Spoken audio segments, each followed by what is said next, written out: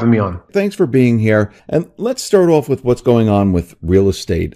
We see out in Canada, is where you are, we see real estate, like the bubble, is starting to pop. We see it in Australia, Europe, the United States. We're starting to see signs that real estate is heading in the southerly direction, downward. And I wanted to get your take on what is happening with real estate. Why all of a sudden is real estate starting to decline? Well, essentially, we've had a state of euphoria that has been present in many major cities across the entire world. Some are worse than others, obviously. In fact, Toronto saw the biggest bubble throughout 2017. It peaked out in April of 2017.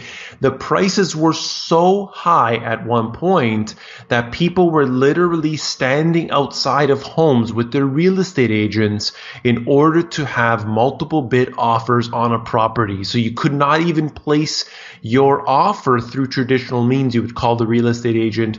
That's how hot things were. You had lineups of people going on, to line up for new condo developments that were happening. In Hong Kong, you can see literally real estate agents beating the hell out of each other in order to try and get a new client. This is the state of euphoria that we've experienced here. Now, as these prices in certain areas have come down, it is directly correlated to the expenses people are paying. There's no possible way that they can afford to pay what they have been, have to deal with over the next little while, because you can see where interest rates are today. They have included new stress test measures on individuals that says basically, if interest rates do rise, are you able to afford them? And the answer is no. That's pushing more and more people to alternative mortgage lenders. They are higher risk, considered to be higher risk. And this ultimately puts a further burden on people because they don't have as good rates as the traditional lenders. So people are going to be overburdened. They're seeing that. They're saying, hey, you know what? Let me just wait it out a little bit. I'm going to just to see what happens with the market. I've been told interest rates are going to rise. I'm a little scared. Let's just wait it out. So they're sitting and waiting. So the inventories are piling up in many of these areas. But if I look at an area like San Francisco, for example, sure, prices have been rising and there's no stopping that anytime soon. That probably will be one of the last ones in the US to pop. I look at Manhattan, I've seen that those prices have come down a bit. You've seen 54%. I just did a video about this. 54% of the properties that have gone on sale have been under the asking price, and 37% of them have been at the asking price, but the asking price had already been reduced. So pretty much all of them are selling for under what they initially list for. So we can see that this is declining, and I do believe that interest rates and uncertainty is playing a big role in this. Do you think a lot of people are going to, since the buyers are saying, I'm going to wait a little bit, what about the sellers? Do you think they're going to start taking their houses or condos off the market because of this? Many people do that. However, if you just speak to your real estate agent, generally they'll be able to tell you exactly what it was listed for, how many times it's been on the market and off the market. So they're not necessarily going to fool anybody by pulling it off the market and trying to put it back on 3 months later. I think that is happening. It does, in fact, occur where they just pull it off the market and they say, hey, we'll just wait it out and we'll see. But the conditions aren't going to get better. Of course, they'll just get worse.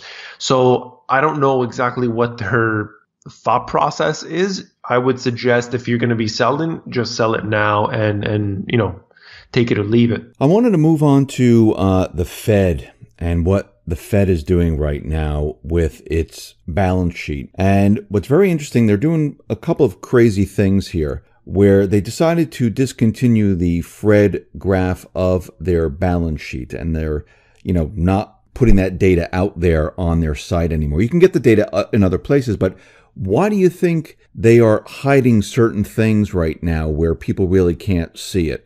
So I've been hearing mixed reports about this. I initially outputted a video about it myself, and we can see that the total Fed assets are still being reported on their site, on the St. Louis Fed site. We can also see that through the SOMA which is one of their other, subsidiaries or whatever, that's being outputted there, but it's not necessarily public information. So I think the total values of what they have, or at least what they're willing to admit, is still being put out there. However, they are starting to discontinue certain things. Hey, they did that with the M3.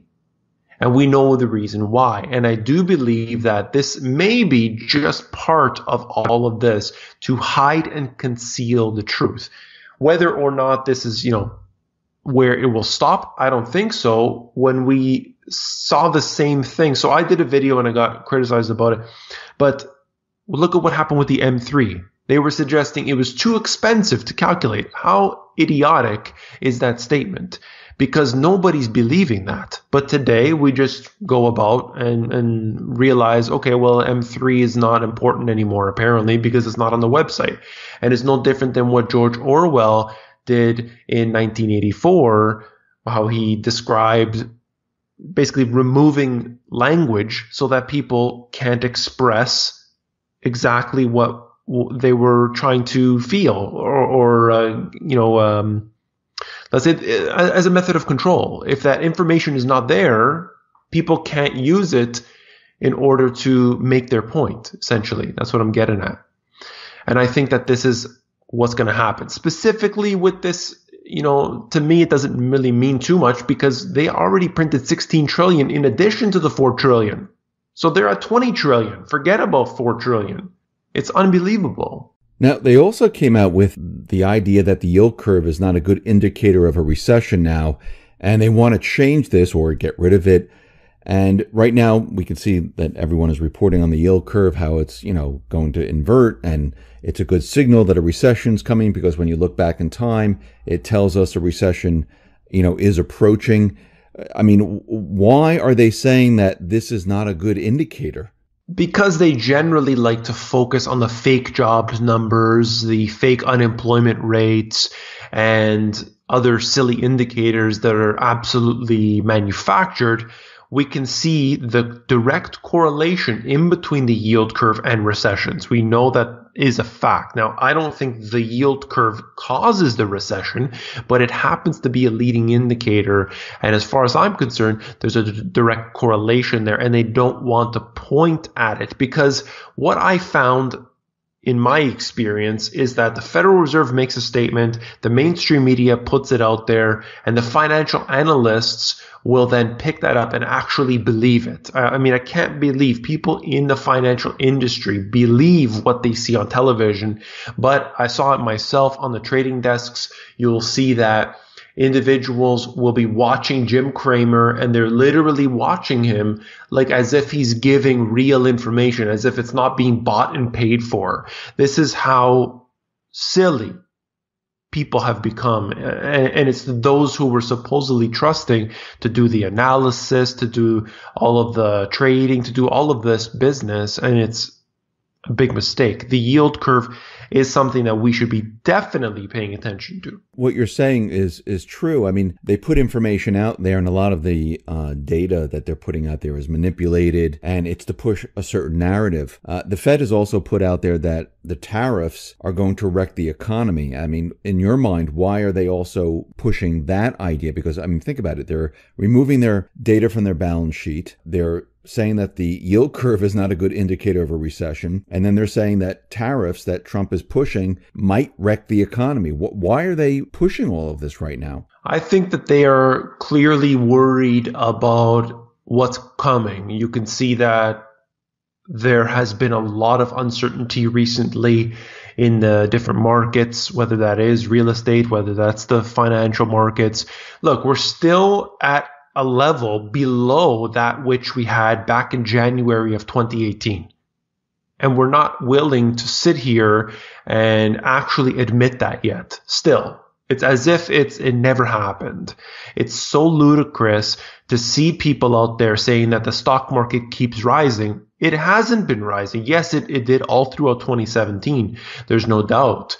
But to say that it's still rising is completely fraudulent. And I think that they are starting to become concerned that despite all of the quantitative easing measures that's going on around the world, they still haven't been able to push these markets higher. So they're going to have to intervene, or this could be time for them to pull the plug. So let's take this one step further. Now, the bank of all central banks, the BIS, they're warning that banks might be manipulating their books like Lehman. And, they're saying that, their books aren't really what they're showing and how the bank is really doing. Why do you think the BIS is actually coming out and saying that banks are actually manipulating their books? The BIS, I see it a lot like the IMF. And these two institutions, while they are completely the supranational elite and they have no business really existing as far as I'm concerned, their reports are actually really good.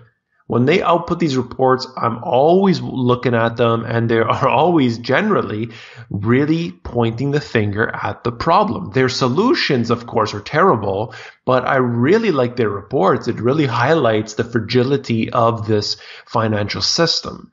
So when the BIS comes out and says something, I actually like to listen. I actually do believe that usually it's pretty accurate. They have an agenda, of course.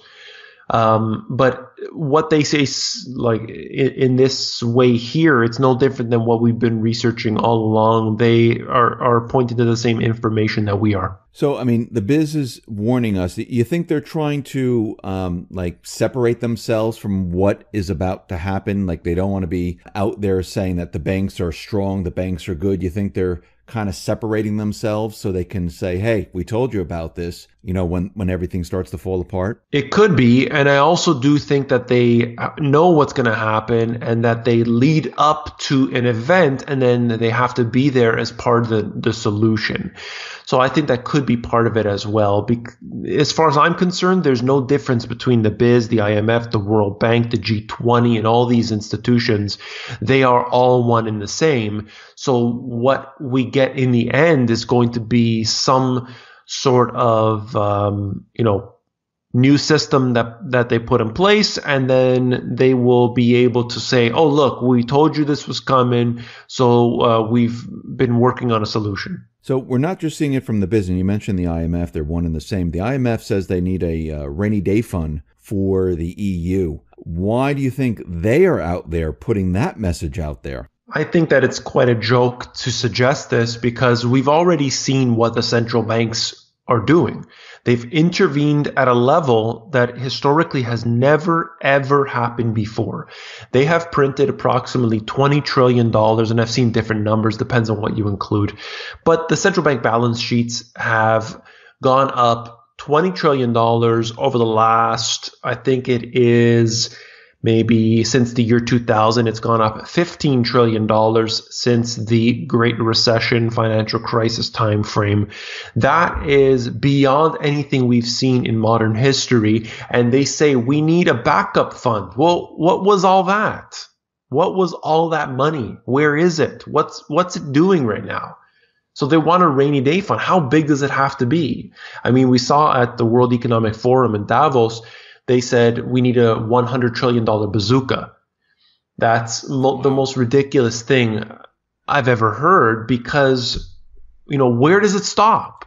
Why is this system so defunct? Why is it so terrible at its root that we need $100 trillion to backstop the losses? I think we've got a problem right to the core, and eventually that they will have to hold us hostage because of it. Now, it seems like from the BIS, from the IMF, from the Fed, and even out of the corporate media, because we see the Wall Street Journal, they already reported that they think the country will be in a recession by 2020. Bloomberg's recession indicator saying that we're going to be in a recession in the next 12 months. From all of this and everything that we've been watching and looking at, is the financial system moving towards this great recession? There is no way out of it at this point, but so I want to look at it in two ways. We can look at it on the surface level, which is that it's unavoidable. There's too much debt The central banks have been printing up trillions of dollars. They're now in the quantitative tightening mode. That means they're going to be increasing interest rates. We just had the Bank of Canada increase interest rates today. And then we need to go and suggest that there will be more of this coming with pulling back on the balance sheet and so on. That is, in fact, going to cause a collapse. If I look at this through the crystal ball and flip it around 180 degrees, I like to see that all of this is intentional. They knew that printing money and pulling it back is going to cause a crash. They knew that from day one. And the reason that they're doing this today is no different than any other recession before. And that is when you dry up the liquidity, you cause a collapse. And this is why they're doing that. In 2008, they did this. In 2000, they did this. In all previous crashes before, they did this. They dry up the liquidity intentionally to cause a crash so that they can push through new laws, new regulations, favorable taxation. We're talking about bailouts, bail-ins, anything that they want. As long as there's a crisis, they can get it through. And you need a crisis in order to do that. People beg for mercy, and hey, the government's willing to give you what you need. So just let us do this and this. People don't care. They look the other way, and you have something new occur. So from your research, how do you think this collapse will play out? Do you think the market will come down first, or what do you see happening? You know what? That's been something that I've been pondering for quite a while now. I don't know what the trigger event will be. I know that we have too much debt. I know that we are in a problem in basically every possible sector in every possible way. It's nonstop bad when you look around, but we still need a trigger event. So back when you saw, the whole subprime crisis, that's really how the derivatives started to unwind again. Now today we don't have quite as many derivatives, supposedly. They're keeping them under wraps, but this may not be the case. It could come from, let's say, real estate. It could come from any country, in fact. Think about this. The entire globe started to unwind because of subprime mortgages in the US. That was like the trigger point. It wasn't the root cause, of course, but that's all it took. I'm looking at Europe, actually, as one of my major indicators there, because there's so much turmoil happening with all the crises that are taking place. When you have the sovereign debt crisis, you have the immigration crisis, you have all of these going on, and I don't see it letting up anytime soon. So we could have a problem in any one of these countries, and that could start to spell disaster for the EU, which then would spread across the world. We could have oil going up to that $100 mark. That's going to be a big, big problem. They say they're going to pump more. That actually doesn't fix the problem because of the importance of oil. You look at what happened during 2008. They could have simply just, 2007 leading up into 2008, they could have, quite frankly, just increased the production of oil. But that's not the way it works. You can't. The governments cannot control what happens to these prices on the surface level, of course.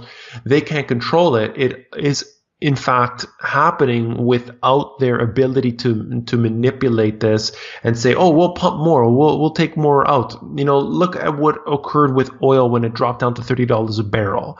There was a glut. It appeared out of nowhere. A glut just appeared. And then suddenly, the price shot down to $30 a barrel. Now today it's at, let's say $70 to $80 a barrel, WTI and the Brent. There's no understanding what's going on with prices the way that they put them. All I know is that this could be one of the factors if it gets too high. So there could be a number of things, but I'm watching oil, I'm watching Europe. Of course, the US has big issues itself. In Canada, the real estate is the entire economy. So if real estate decides to fall, that's it. It's going to be game over for Canada. Increasing interest rates, obviously, another big issue there. We can look at China's slowdown that is in fact happening. The actual GDP numbers are probably somewhere around 3 to 4% based on many estimations. So you just pick just take your pick. And of course, we have the conditions where conflict could be heating up. So that's also another issue. So let's move into, when a collapse does happen, let's say the market comes down, things start to fall apart. Like you said, Canada, your real estate bubble is popping. And of course, that leads into many other industries once real estate starts to fall apart. I mean, are we going to see the same thing happen that we saw in 2008? Are we going to see huge job loss, or are we going to see a credit crisis? Do you see any of that happening? Any number of things could happen at this point. I do believe that we would have some of the same, because it's still relatively fresh in the business owners' minds. I do believe there will be definite some layoffs, but don't worry, because the temporary jobs will be there to fill in the gaps. And the low-paid service work will be there to fill in the gaps, and the temporary workers provided by the government will be there to fill in the gaps. And there will be no sense of stability for a period of time.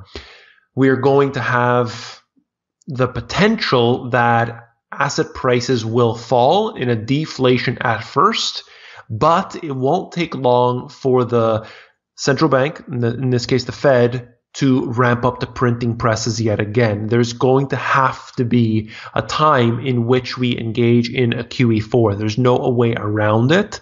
That's going to have to happen. And when they do engage in that, we could see asset prices rising again. But just look at 2008. They didn't respond immediately. So people think, oh, as soon as the prices come down, they're just going to print some more money and my Amazon shares will be fine. That doesn't work like that, okay? They want it to collapse to a level to make things really, really heated, get the debates going, make it look like they're all fighting in between each other in the Congress, and then they pass a TARP bailout. That's going to have to happen. And I think that in a short period of time, asset prices will be suffering before they engage in a hyperinflationary scenario. I mean, you're saying that they're going to push QE4. Do you think they do have the ability, when everything starts to fall apart, to prop everything back up? I mean, do you think they'll be able to prop the banks up? I mean, they just did a stress test for the banks, and there was a report that there was some type of payoff with Morgan Stanley and Goldman Sachs where they gave them a passing grade even though they failed. Do you really think that these banks will survive this and survive it long enough where the Fed can come and prop them up with free money again? I think that what could happen next time around is we could have more nationalization occurring, like Fannie Mae and Freddie Mac. So you could see that with some of the banks. I think this would be a great opportunity for one bank to swallow up the others, so that we could have massive conglomerates of banks coming together. You could have a Goldman Sachs, JP Morgan, and Bank of America, and all of these. They just have to come together. Oh, we had to do this. This is just, normally we wouldn't, but to save the banking system, we created this super mega bank, and this is going to be the way that we're going to save everything. The assets are all protected by the government. We will backstop any losses.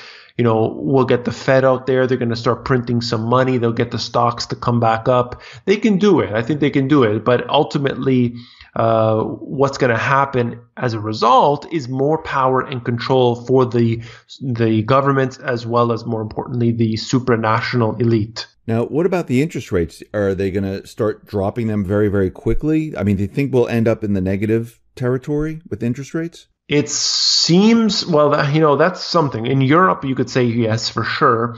But in the US, I think that they'll have to. However, I'm skeptical, because I know that they purposely want to create a crash. So I'm a little bit skeptical. My estimation, based on, I don't give any predictions, but just based on an estimation, the Fed funds rate will max out at about 3%. It doesn't look like it can get any further than that, maybe a little bit. But at that point, they're going to have to start to drop rates. How low they go, well, we'll see how flexible they are. We saw the shadow Fed funds rate, which did in fact go below, I think it was actually -3 at that time. But this year, we could have the actual Fed funds rate coming below, and they could, even Janet Yellen, prior to becoming the chair, she said if it were positive to have negative interest rates, I'd vote for that. So She is actually in favor of that. That means the central banks are in favor of that, and it is only a matter of time. A lot of central banks are doing it, so it's nothing really new anymore, and it's simply a matter of time. Where we'll get to. We have to get to a certain point on the high, maybe 3% on the Fed funds rate or so. At that point, they'll have to start bringing them down. They're always too slow on the way up, too slow on the way down. They're never able to get anything sorted out. It really is a failure if you think of it as if every action they do is intentional.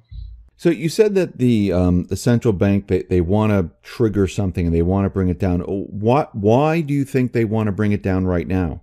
They do so periodically, and they have an agenda where we can see that the big establishments, the supranational elite, the technocrats, they all gather together at things like Bilderberg and the World Economic Forum and the G20 and so on. And together, they like to be able to consolidate power and control in order to have basically this a continued, I wouldn't call it necessarily a tiptoe effect.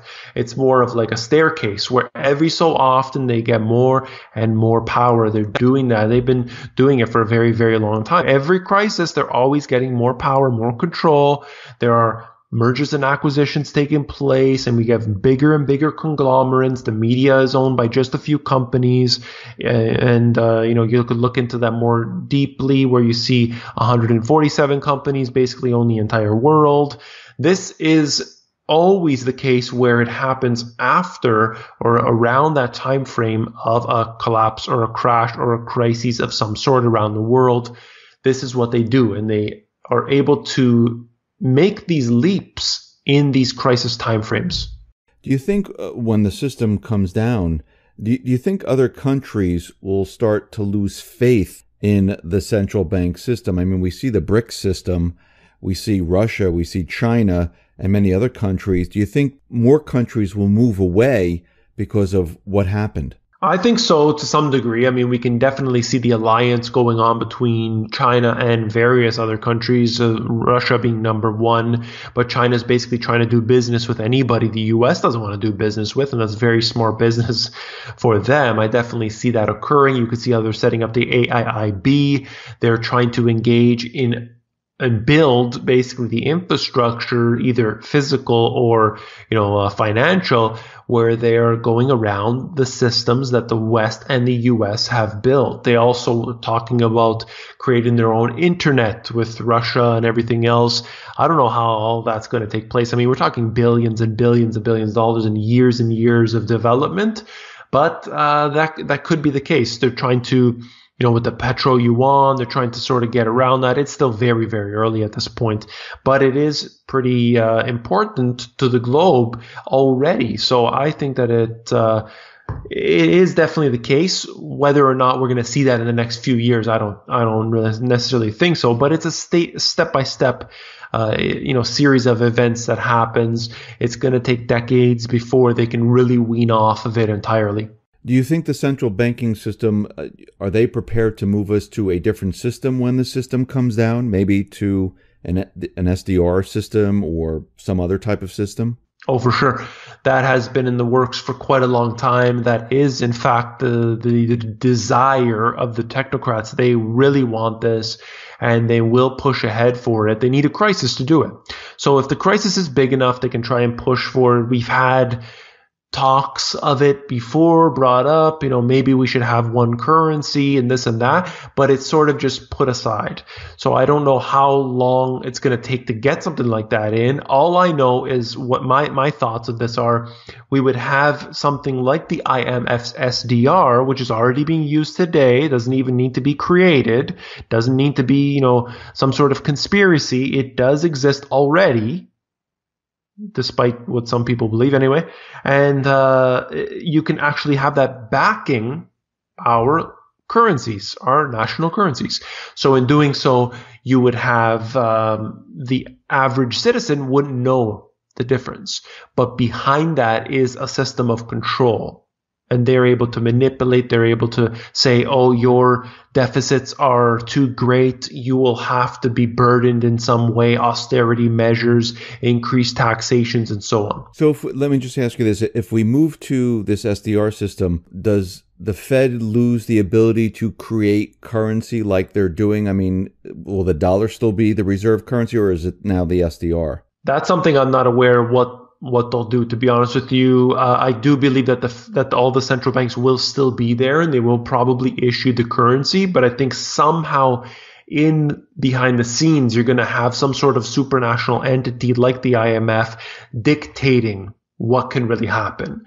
So they're going to be basically giving up control to some sort of higher authority. So this is the central bank's plan. This is what they want to happen. I mean, unless something else occurs where they can't control the collapse or something else happens, right? Well, that's really what they've always wanted. I mean, these central banks, we're being told that, the Bank of England, the Bank of Canada, the Fed, and so on are all different organizations. They're all one. They are all one. They're all owned by the same group of people. They are all being controlled entirely. They all act in concert, or at least they tell each other, okay, you're going to print the money this year, and then because we're going to stop our QE3 measures. Now, Bank of China, Bank of England, and Bank of Japan, and ECB, and so on, you're going to have to step up your measures here, and we still need to be printing $200 billion a month, and so on. It's all the one unit. I do not believe that they are separate in any way. Do you really think that they're planning to bring down the system before 2020? Before 2020, I don't know how it can withstand that long, as far as I'm concerned. At least the governments will have to admit it by that point. It's usually far delayed when they actually do admit it. 2020, I don't mathematically, based on everything I've calculated, it seems to be impossible. I don't think that it will necessarily be too bad this year. I mean, we can have some more stagnation and things. I'm worried about the trade tensions that are occurring that could escalate very quickly and speed up that timeline. But I'm looking more towards interest rates being the key indicator and the catalyst for something worse. So I think that should the Fed funds rate stay below that 3% mark, we can extend that further out. I'm also looking at LIBOR too. If it goes up to its what we experienced before, it still has to come up a couple percent, in fact. So there's a little bit of time left.